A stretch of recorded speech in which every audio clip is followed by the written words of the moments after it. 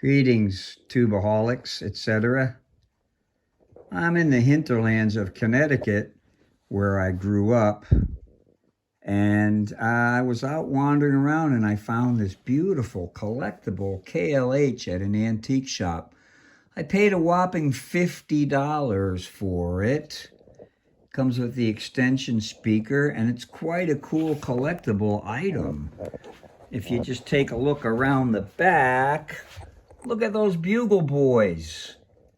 It's gorgeous. It's a solid walnut cabinet and matching speaker. Stay tuned because I'm going to restore this. I might keep it. Yeah, I know there's not much worth listening to on the radio, but hey, maybe I'll find something. And just like magic, here it is in California. Thanks, FedEx. Barely ruffled her feathers. Of course, good packing has something to do with it. All right, so what I'm going to do here, I got it plugged into the current limiter, and then the current limiter into the variac, and I'm going to fire this up 0 volts. I put it up to about 30 volts, keeping an eye for any dead shorts. Nothing from the current limiter. And nothing from the light on the front of this beautiful little thing. Okay, how about up to 40 volts? Still nothing. Good. And I see a little trickle right there at the pilot lamp. And that was at 50 volts. So now I'm going to go up to, let's go to 70 volts, see what happens. And no glow. That's always a good sign. Let's crank it to 80, 90 volts. I still hear nothing. And volume is all the way up. Whoop. I hear music. That's at 90 volts. All right, that looks like everything's working. As I turn up the voltage to 110. Wow, that's pretty cool. Okay, going up to 120. Nice. Let's see. Retrained to good. Cellist Stephen Isserlis. It is a strange thing that every rich and powerful person with Diseases. Guide the streaming. De San Juan Diego, en la Basílica de Guadalupe.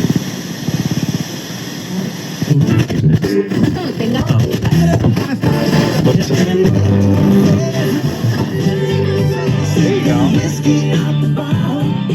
Not even a crackle in the volume control. Jeez, this is going to be a short restoration. All right, powering down.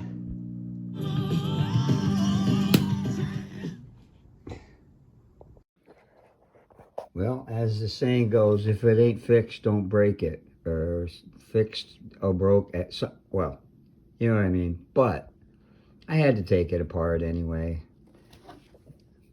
These are some cool caps here. I'm going to replace this one here. This is the electrolytic. Maybe, I don't know. I gotta see. This is also an electrolytic down here. I think this one is. I gotta check the schematic. But test all the tubes. And I'm gonna look at these caps here. Sorry, I'm gonna look at these pots. See if I can get a date code off of these pots, just out of curiosity. See what the actual date is of this thing. So, anyways, here it is from the top. Oh, look at that beefy power transformer. And yeah, that probably the output transformer. Boy, they're, for the size, these are some beefy transformers. Anyways, I'm gonna probably get a CE replacement. Oh yeah. Alrighty, I thought I'd warm up my tube tester to test the tubes on this radio. Got a couple extra over there I was testing to warm it up. So I'm going to do the 6AU6s first. Okay, the 6AU6, I do believe there's 3 of them in here. I'll double check, but I'm pretty sure that's what we got going on. So we'll test those. So here's some, this stuff's readily available online. But you're looking at it online. So here it is, readily available. So yeah, it's a pentode. And you know, you can read all the stuff there for yourself. I'm just putting it up there for your titillate your sensibilities. Here's your plate voltage, screen supply voltage, plate dissipation, and all that good stuff. Alrighty. Alright, so I got this set. The minimum over here should be 2050. And the first one is testing pretty dismally. Yeah, it's like, oh boy, it's almost, yeah, it's at about 750. So that one's weak. And the next one's at 1500. Ouch. And this last one is dismal too. 750. Next tube is an interesting tube, a 6U8. It's got a pentode and a triode section. So I'm going to test this one out now. And here's another one, the 6AU8. Here's your pin diagram, base diagram as they call it. And yeah, this is 2 sections, a pentode and triode, as you can see in the picture there. So there's your ratings here. All right, and that's continued on page 2. This is all courtesy of POCnet, by the way. A massive tube database. Very nice. All right, so the minimum on this is 1420, and it's reading about 1600 or so there. So that one's good. Not awesome, but that's the minimum, so that one's good for that half. This section's not looking so good. It's weak. It's supposed to be 2840 minimum, and this one's at about 2200. So weak. This is a 6BS8, which is another triode tube. The minimum's supposed to be 4500, and it's looking like it's reading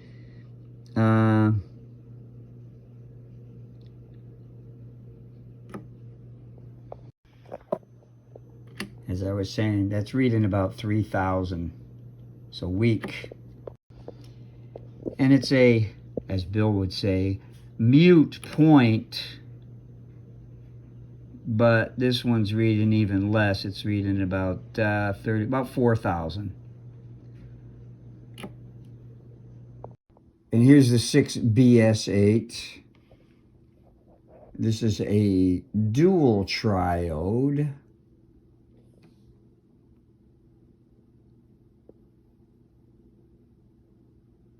Alrighty. Here's your ratings. All courtesy of POCnet and GE. Thanks, POCnet. So this 6BM8, it's kind of an unusual tube. It's got a pentode and a triode section. I'm going to maybe delve into that a little bit. I'm testing the pentode section. The first one I tested is really good. 2700 is the minimum on this mutual conductance. And, oh, this one's reading way up there. It's about 3900. So that's good. So the first half, both of these tubes is really strong. Fortunately, because these are a little pricey, these tubes. I don't want to have to go out and replace them. All right, so the minimum on this is 950, and this one is weak. Yeah, it's reading about 750. It's a little weak. I'm going to probably have to dig up, get some new ones, I guess, at some point. Unfortunately, this second tube, barely reading. I'm going to have to, if I want this thing right, looks like it needs mostly all new tubes. Except for those two oddballs. All right. And here's the 6BM8 power tubes. Looks like we got, oh geez. Anyways, there's some data for you.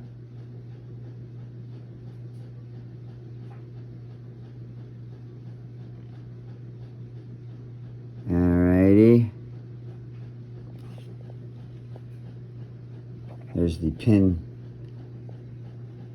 layout. And here's page 2 of the data for those of you that want to titillate your sensibilities there. Alrighty then. Now I take that back. All the tubes are bad. Fortunately, I have some 6AU6s that are good, but the rest of them are going to need replacing. So I'm checking these ESR values. It's supposed to be less than 1, I think, no? Yeah, it's 60 at 150. I put it right in here. It should be like 100, 500. It should be in here somewhere. 1.2, definitely less than 10. This one's 9.8. That's all hooked up. I'm not sure about the, I got to ask my buddy about that, Bill. This is 28. That's pretty high. 10. So they're borderline, I think. Yeah. I'm going to disconnect them and check them with my new Sencor capacitor analyzer also. We'll see. All right, I'm a little excited. I got this box from eBay. 60-day return on these tubes, so should be good. All right, well, I got these on eBay. These tubes are not that easy to find. I mean, they're not that hard, but these test strong in the pentode section and just above minimum in the triode section. So at 30 bucks, I guess I'm gonna call it a day. It's not like it's a deluxe reverb or something. So anyways, onward. I've got the other parts arriving this week. Alrighty, following the rule of 10, I have replaced that 5 at 25 electrolytic in there with this 25 at 25 nestled right in there. Alright, next I'm going to attack this cap can. So the way I'm going to do it, just to keep track of everything, is I'm just going to cut those tabs off. Unsolder it there and put them back unsolder them from the tabs and put them back the way they were. So yeah, first thing is I'm just going to cut those tabs right off of there, unsolder that sap sucker from the chassis, and pull it out. Alright, with a minimum of teeth tearing and hair gnashing, I've removed the old cap. It's from 1960, I don't care if it still works. I'm going to put a new one in there. And there we go, I got the first two wires. And put a little heat shrink on there because, of course, I haven't found a way to get that off without melting that insulation. And, yeah. Alrighty. Next. Alright. With a minimum of rectal discomfort, I've gotten these wired back in. I am going to do a little bit extra. I'm going to, these are a little bit different. These are solder down or rivet or something. They don't have that twisty thing going like the old ones. So I'm going to solder this tab down also. But after that, looks like it's ready to fire up the tubes in here, give it a test, measure some voltages, etc. Seems like I'm done here almost. Alrighty, onward. In addition to the cap can that I got from CE Distribution, I got the last two pieces of this puzzle. The 6U8A and the 6BQ7A. And I'm just going to, for drill, I'm just going to test them. They're new old stock. I want to see how they test.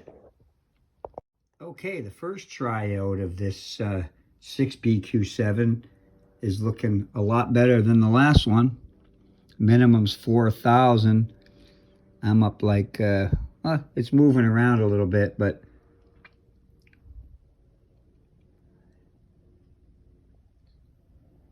it's wavering around a little bit. Probably once it heats up, it'll stop, but that's, yeah,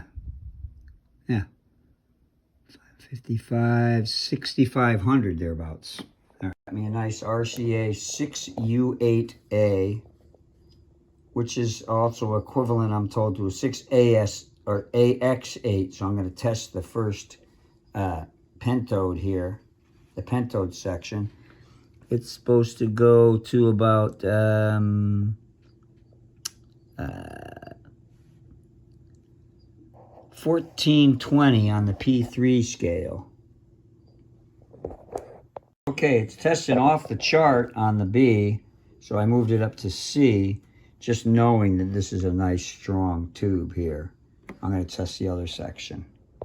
And the triode section is nice and strong. It's a good tube. Alrighty, I'm going to put these in here. I'm ready to just take the bull by the horns. I got all the tubes back in there. Plugged in my current limiter. My Variac. Here I go. 0 volts. 0 volts. Let's see. Surprisingly, nothing's happening. Okay, I'm going to put it up to about 4. I'm just waiting. I'm just watching for dead shorts here.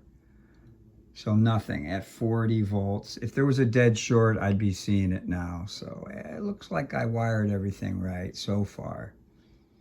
So now I'm up to about 50. I got some light there and the little glow.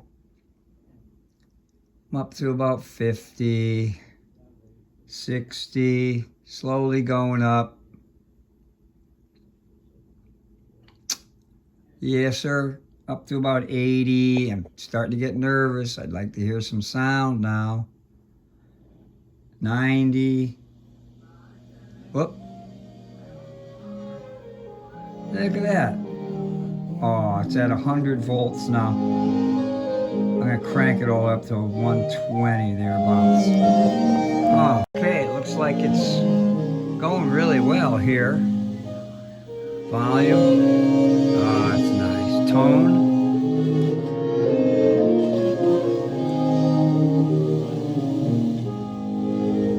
And let's see. La verdad es que Okay, this radio's working. I have no idea where it is. We are in Southern California.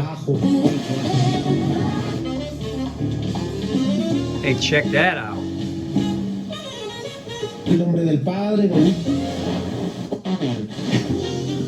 KKJZ FM and HD1 Long Now, Beach. the cord 88.1 acts as an antenna. California State University, Long Beach. All right, 88.1. That's a good one. Okay, time to button this up, I think. Put the tube covers back on, put it back in the cabinet. Well, we're listening to some nice classical music here with my newly restored KLH. I probably have about maybe $160 into it. No, not that much. Probably, let's see. I paid $50 for it, and I shelled out $60 in parts. So there you go. So yeah, it's a beauty. Really, really nice. Quiet as a mouse, too. All right.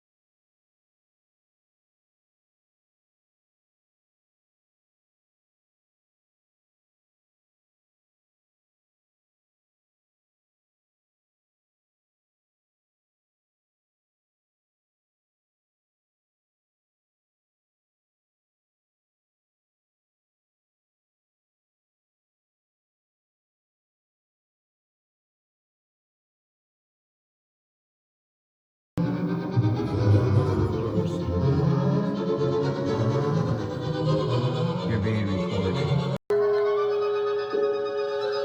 Just gorgeous.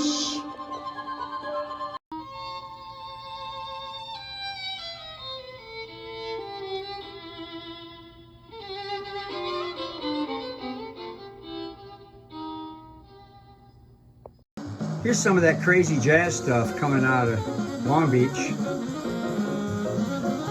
Oh yeah. Here it is, coming out of Long Beach.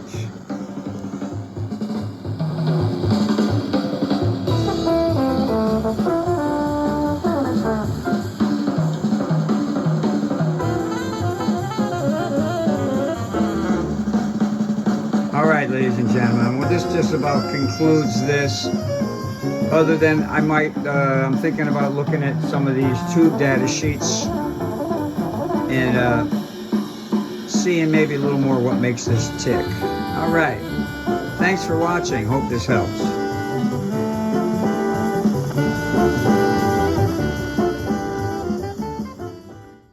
Yeah, baby.